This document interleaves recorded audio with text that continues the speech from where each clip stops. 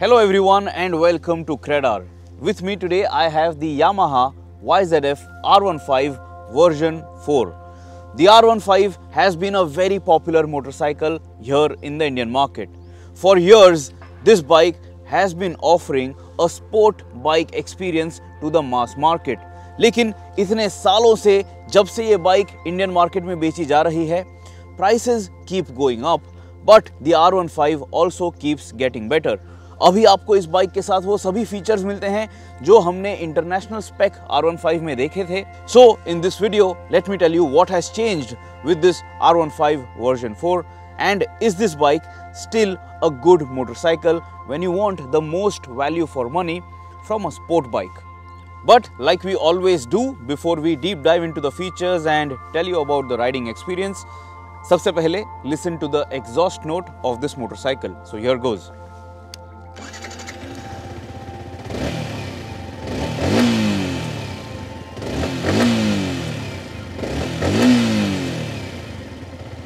Sounds like a typical single-cylinder motorcycle, doesn't it?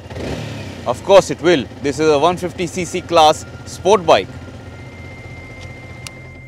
Higher revs पे engine थोड़ी gruff आपको सुनाई दे सकती है, but then the overall package is quite fantastic. So now let me tell you all that has changed in terms of the design, in terms of the cosmetics on this R15 version 4. Pricing of the new R15 V4 starts from rupees 1,72,800 and goes up to 1,82,800. Yes, this is an expensive 150cc class motorcycle, but then there is nothing else quite like it. When it comes to design, we think that in this version 4 avatar, the R15 looks better than ever. Thanks to the R7 inspired bodywork, the R15 V4 is now more aerodynamic and more proportionate in our opinion. Almost all the body panels have been reprofiled compared to the V3 motorcycle, and that helps in differentiating this new sport bike.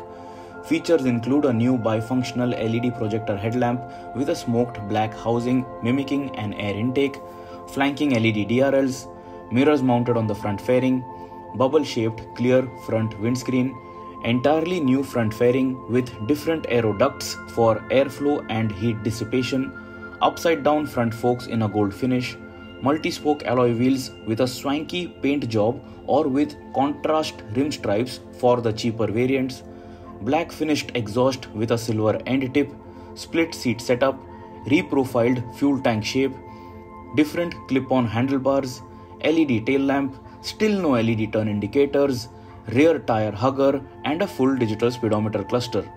The digital display now gets Bluetooth connectivity and will show you call, SMS and email notifications. The display also has a street and track mode which only plays around with the tachometer, suggesting you to stay above 6000 RPM in track mode. The display is easy to read and you get information such as average fuel economy, instantaneous fuel economy, trip meters, odometer, clock, gear position indicator, shift light, digital speed readout and a digital fuel gauge. The handlebars are slightly wider, but the seating posture still remains committed. With a seat height of 815 mm, I had no problems having both my feet flat on the ground. For taller riders though, this bike might feel a bit too small. If the standard R15 V4 does not work for you, then you can pick up the R15M, which has additional cosmetic changes and it comes in two very snazzy looking liveries. In the 150cc premium motorcycling segment, the R15 always was sitting at the top of the food chain. So now let me tell you what has changed when it comes to the engine. What is the performance like? What are the numbers like? The heart of the R15 was always the biggest highlight, and that still remains true. Powering the R15 version 4 is a 155cc liquid-cooled SOHC 4-valve motor producing 18.4 PS of power at 10,000 RPM and 14.2 Nm of torque at 7,500 RPM. That is 0.2 HP less but 0.1 Nm more than before. Also, the torque peaks at 1000 RPM lower than before. Will you really notice this marginal change? Unlikely, but still this engine is one of our favorites. Coupled to this potent mill is a 6-speed super slick gearbox matched to a slip and assist clutch. Overall refinement is really good, but once you are above 7000 rpm or so, the engine does get a little noisy. Vibrations are well controlled for most part, but on higher revs you do feel some buzz. But this is not going to affect your riding experience. Clutch action is super light and the gearbox is very smooth to operate. During aggressive downshifts though, we did notice the motorcycle fishtailing quite a few times. There are two major additions to this motorcycle in the V4 Avatar: traction control and quick shifter. The quick shifter allows you clutchless upshifts for faster acceleration, and this unit works much better than the quick shifter we have seen on the KTM 390s. Traction control is a welcome addition, as any extra safety feature is only going to ensure that you are being taken care of. Both the quick shifter and traction control can be turned off. What has helped this engine is the VVA tech. Variable valve actuation has made riding this bike very pleasant inside the city. You can be in 4th gear at speeds under 30 km per hour and there won't be any knocking or hesitation. Simply roll the throttle and the bike will pick up pace with ease. 7400 rpm is the magic number where the two intake valve cams switch, and at higher revs the R15 V4 rushes to the red line as happily as ever. As of date, there is no other 150cc class motorcycle which has so much of tech and features in the engine alone, and this, in our books, justifies the price tag easily.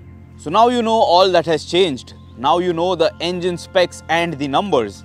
Now let's talk about how this overall package comes along. Is the ride and handling package still superior to every other motorcycle in this particular price range? Another big highlight of the R15 was the handling, and with the R15 V4, things have gotten better. Riding on the fabulous Delta box frame, Yamaha has now offered us this bike with a 37mm upside down front fork.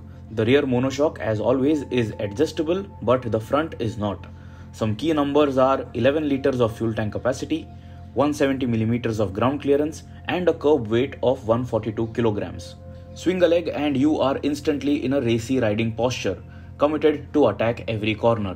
If you are new to sport bike riding styles, this rider's triangle will have you uncomfortable for a few weeks, but later you will realize that the wrist pain was worth it. The R15 V4 is a razor sharp corner carver now. Every time you are riding hard, the communicative chassis tells you that there is more room, you can do much better. Also, the front end feel has improved by a huge margin thanks to the upside down forks, and even while hard braking, you are now much more confident. The R15 V4 flicks from left to right with absolute ease, and when hanging on the bike around a corner at extreme lean angles, the knee recesses on the tank allow you to feel connected throughout. But all of this is not at the cost of ride quality. The suspension setup, both at the front and at the back, soak up the Indian roads pretty well. We did not find the ride quality to be harsh at all, and that is impressive for such a sport bike. Pillion comfort though is bare minimum. The tires offered us good grip throughout our review ride, but make note, only the rear is a radial. The brakes did a good job in offering confidence-inspiring stopping power, and the dual-channel ABS is a standard safety feature. However, we found ABS to be a bit intrusive on the rear brake. Also, the gear shifter and rear brake lever are oddly placed a bit too high, so you have to play with your feet a bit too much to operate them. But then, that is the only problem we could find in this otherwise brilliant package. So guys, that is all that you need to know about this R15 version 4.